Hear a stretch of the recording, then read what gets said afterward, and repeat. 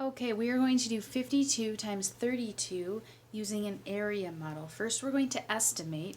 So to estimate, we're going to take this 52, and let's just call it a 50, right? Round it down to 50. And let's make this 30 to a 30.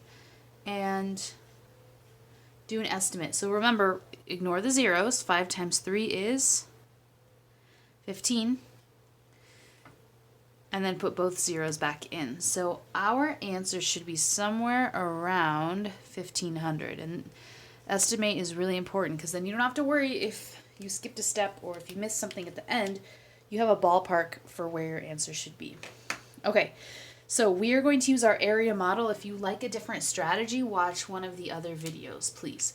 So we are pretending like we're actually, building a yard, and we know that the area of a rectangle is length times width, so we're going to make this into a rectangle. So first we have our, first I'm going to draw 2 across and 2 down. So it should look just like this.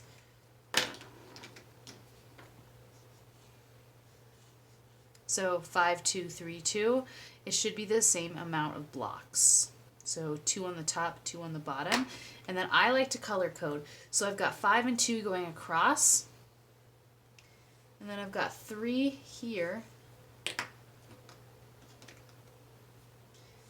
And 2 here.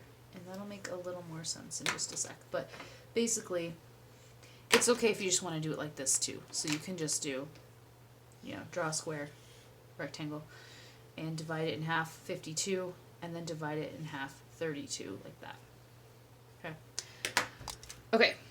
On the top, I'm going to take my first number and put it into expanded form. So we know this 5 is in the tens place, and it's really worth 50. And the 2 is in the ones place, so the 2 is worth 2. Then, down here, we're going to put 30, because the 3 is in the tens place, and then 2. And then all you're going to do is make sure that each digit gets to multiply with the other digit. So we'll do 30 times 50, 30 times 2, 2 times 50, and 2 times 2. And then we'll add them all together. So 30 times 50 you actually already did. You used it for your estimate. And remember, you just covered the zeros into 3 times 5 equals 15. So 30 times 15 is 15. 30 times 50 is 1500. Now we'll do 30 times 2, so that's just, again, ignore the 0. So 3 times 2 is 6, so 30 times 2 is 60. 2 times 50, now this one is interesting because I'll show you. So 2 times 50, ignore the 0.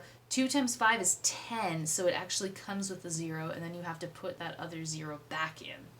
So your answer is going to end up with 2 zeros. 2 times 50 is 100, and that makes sense because 50 plus 50 is 100. Okay, and then 2 times 2 is 4.